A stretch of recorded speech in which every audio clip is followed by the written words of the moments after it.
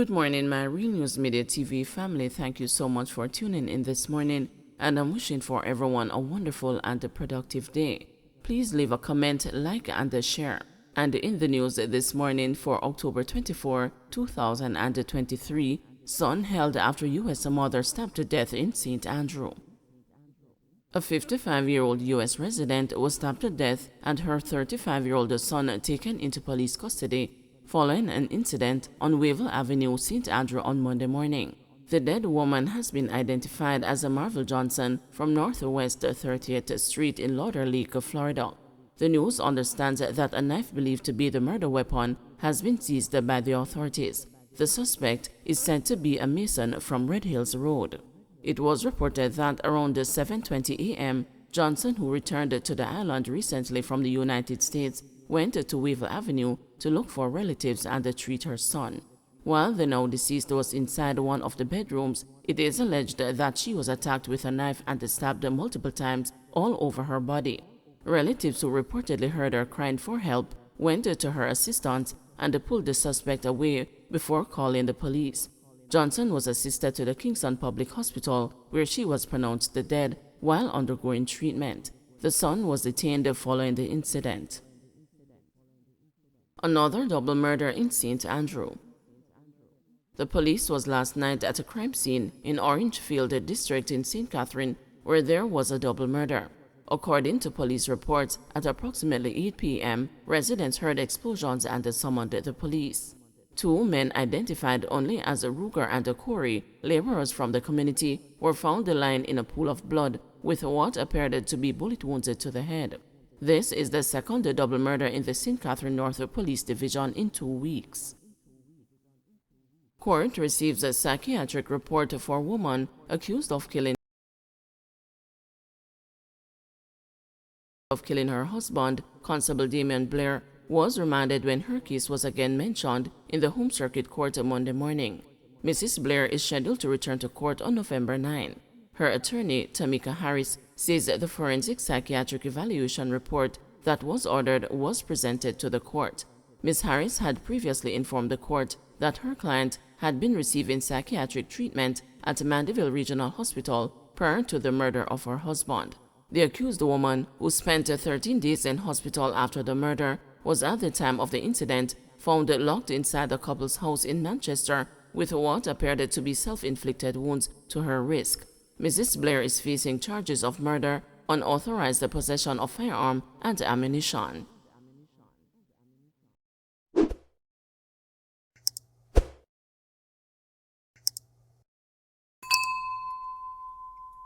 Attorney flaws a witness statement in Beach-Stout murder trial.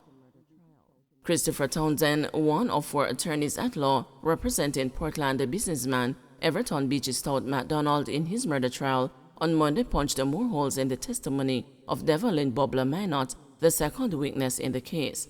Beach-Stout is being tried for the July 20, 2020 murder of his second wife, Tonya MacDonald, who was found with her throat slashed and multiple stab wounds on the Sherwood Forest Main Road in Portland. The body, which was burned, was found beside her charred motor vehicle on the roadway. Beach-Stout is being tried along with his co-accused Oscar Barnes, who was allegedly subcontracted by Minot to kill Tonya. Numerous and damning inconsistencies emerged in Minot's statements on Monday in the Home Circuit Court in downtown Kingston while he was being cross-examined by Townsend. Townsend explored whether the witness would recall if Beach-Stout truly gave him the contract to kill his wife. On the very first occasion, he said that he met the businessman. Minot had previously told the court that the first time he met Beach-Stout was when he had gone to a supermarket owned by the businessman to ask him for a job. At the time, he said he spoke to Beach-Stout about getting work to offload goods from delivery trucks, but instead, Beach-Stout showed him a picture of his wife on his phone and told him that he wanted her dead. However, it was revealed that in the last of 3 statements Minot gave to the police, he said that he went to the establishment to seek a job for his son and not for himself, as he had stated in court. Townsend reminded him that he said in the statement to the police that his son got the job and started working the following day, and that he had gone to check on his son while he worked at the establishment. Nowhere in the 4 or 5 pages of the third statement did you tell the police about any engagement to kill Mrs. MacDonald. You then went on to tell your wife that you got a job for your son. You told the police that you asked him for a job for your son only, but you told the jury that you asked for a job for yourself and not for your son. You never said anything to the jury about asking Mr. Mack for a job for your son. You never spoke to him about the killing of Mrs. Mack. Minot responded to Townsend, "You can't tell me what Mr. Mack said. You never did it. You're taking up for somebody's wrongs. Tonya was the one who gave my son the work. She was the one he was working with. I asked her to employ my son. But Mr. Mack did take him on already. He was already employed from the Sunday, and I saw Tonya on the Monday and asked her for a job for him. Mr. Mack showed me the picture of Tonya before that Monday when I asked her for the job. I am not making up anything, sir. If anything is being made up, it is you who is making it up, sir. I never went to school with her. Mr. Mack introduced me to her. He introduced me to her before I asked for the job for my son," the witness said, giving rise to confusion in the court as he could not give a straight answer as to when exactly was the first time he met Tonya. Townsend delved into territory that frustrated the witness and brought out shocking revelations in court. Minot told the court that he is illiterate and therefore was prompted to sign a third statement he gave to the police after they had read the contents of the document to him. He told the court that when cops read the statement to him, he heard inconsistencies but failed to raise an alarm. Minot also denied telling the police some of the things that were written in the statement, claiming that cops put things in the statement that he did not say. "I cannot read, so I just signed. The police was lying to me. I couldn't do anything about it, sir. They didn't hurt me or hold a gun to my head, but I just signed the paper to say it was true. When I signed it, it was supposed to contain the truth.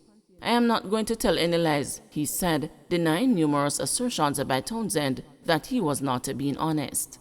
Minot, during his evidence, had previously told the court that he met Tonya for the first time when Beach-Stout brought her to his house and introduced her to him as his wife.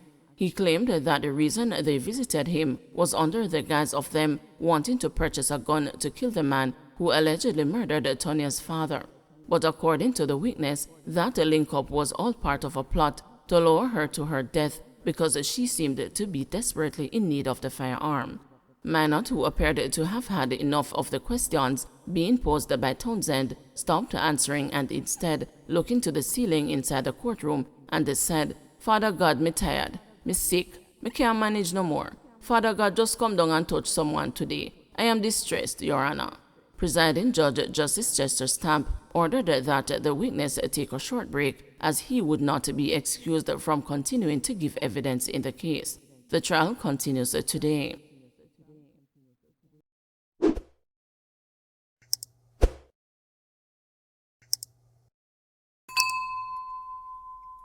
Hospital employee arrested for illegal gun. An employee of the University Hospital of the West Indies was taken into custody on the weekend by the Kingston Western Police after an illegal gun was reportedly seized at his home in West Kingston. The 21-year-old catering assistant was arrested on Saturday at his home along Blunt Street. The cops say they seized a Taurus pistol at the residence. The police reported that they went to the residence in response to a domestic dispute involving the 21-year-old and his girlfriend. During a heated exchange between the couple, the cops decided to search the house after certain utterances were allegedly made. The illegal weapon was reportedly found in a closed basket. Census poorly managed sees opposition. Opposition spokesman on finance Julian Robinson has taken the Statistical Institute of Jamaica to task for what he calls its poor management of the 2022 population and housing census. Statin has released multiple deadlines for the completion of data collection on the census, but the exercise has been delayed by a number of issues, including the agency's inability to retain workers. The agency's last deadline for the completion of data collection was March this year. However, since then, it has not been able to provide a satisfactory update on the progress of the exercise.